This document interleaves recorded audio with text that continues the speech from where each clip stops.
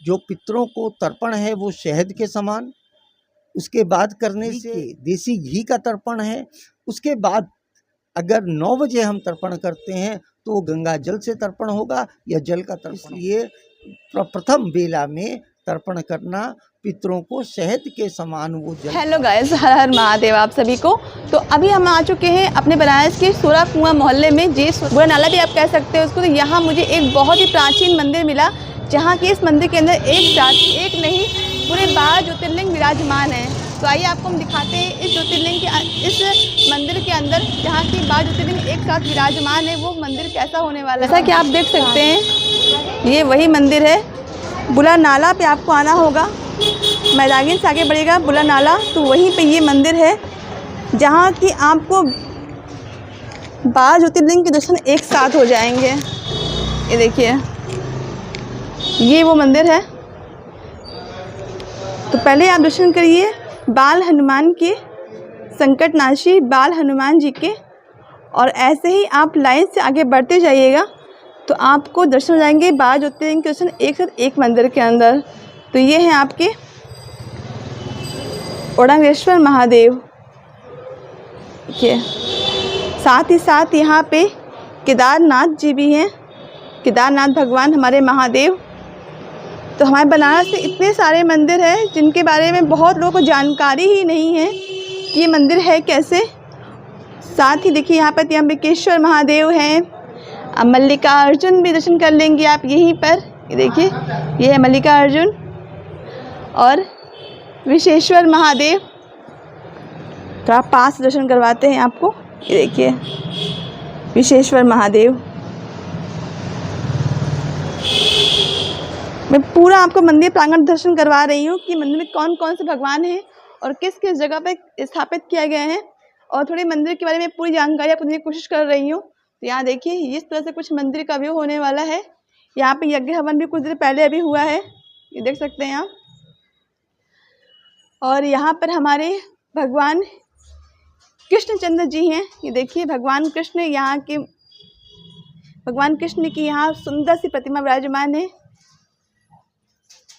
ये देखिए, और शंकर जी के साथ यहाँ महादेव के साथ यहाँ पे हमारे कृष्ण भगवान भी विराजमान है। साथ ही यहाँ पे आपको रामेश्वरम, देखिए यहाँ रामेश्वरम महादेव जी मिल जाएंगे। तो कुछ इस तरह से पूरा ये मंदिर प्रांगण में दर्शन करवा रही हूँ आप लोगों को। ये देखिए, तो यहाँ पर ये भीमा शंकर है, महादेव जी हैं। साथ ही यहाँ पर हमारी देवी माता भी हैं। ये देखिए, ये पूरा मंदिर का व्यू है जो कि आपके मैदागिन के बुरा नाला पे होने वाला है, जहाँ दर्शन आप कर सकते हो एक साथ 12 ज्योतिर्लिंग के। ये देखिए, और साथ ही यहाँ पर ये विष्णु भगवान है। ये देखिए, थोड़ा सा आप जूम कैमरे से देखिए, यहाँ पर लक्ष्मी माता है, भगवान विष्णु के साथ यहाँ पर विराजमान है। यहाँ पर भगवान विष्णु हैं, साथ ही माँ लक्ष्मी है, और साथ में यहाँ पर भूमि माता भी हैं। ये देखिए, और अभी शाम की संध्या हुई है, अभी तुरंत पूजा पाठ यहाँ पे हुआ है। तो आइए थोड़ा गुरुजी से जानकारी लेते हैं इस मंदिर के बारे में, और थोड़ी सी जानकारी आप लोग को दिलवाते हैं। ये देखिए, और ये भगवान गरुड़ जी हैं।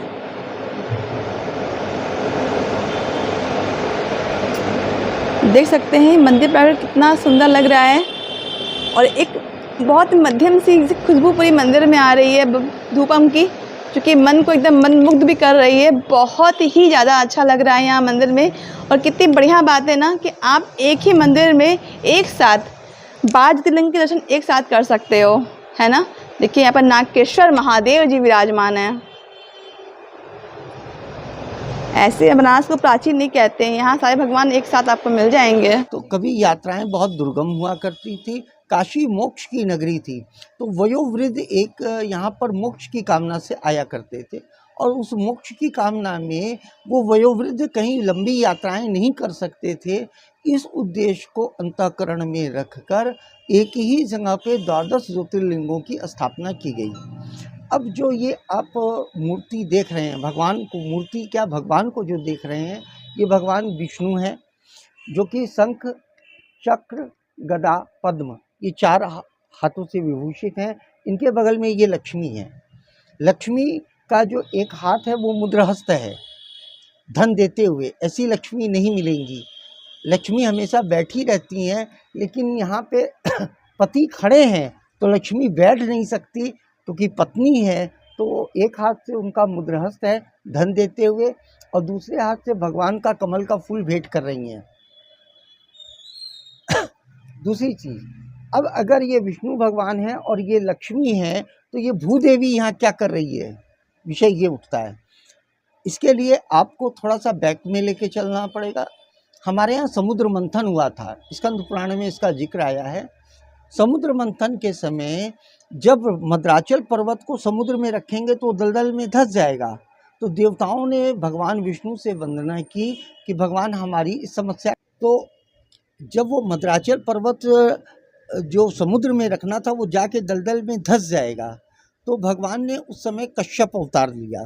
कश्यप अवतार लेके भगवान विष्णु रसातल में गए, और वहाँ जब भूमि पे बैठने लगे तो भूमि ने अपने पास बैठने से इनकार कर दिया कि विष्णु तुम 4 हाथ के चतुर्भुज हो और चतुर हो, और तुम बैठोगे, तुम्हारे ऊपर मद्राचल पर्वत रखा जाएगा तो घर्षण लगने से कलंक लगेगा। तो भगवान ने कहा कि देवी मैं तुम्हें अंगीकार करता हूँ, जब जब आपके कोई विपत्ति पड़ेगी मैं आपकी रक्षा करूँगा, ऐसा वचन देता हूँ। तो पृथ्वी ने कहा ठीक है भगवान, अब आप बैठ जाइए। बैठ गए। समुद्र मंथन हुआ। समुद्र मंथन में से फिर लक्ष्मी प्रकट हुई। लक्ष्मी प्रकट हुई तो भृगु ऋषि ने परीक्षा ली कि लक्ष्मी किसको जाएगी, कि विष्णु को जाएगी।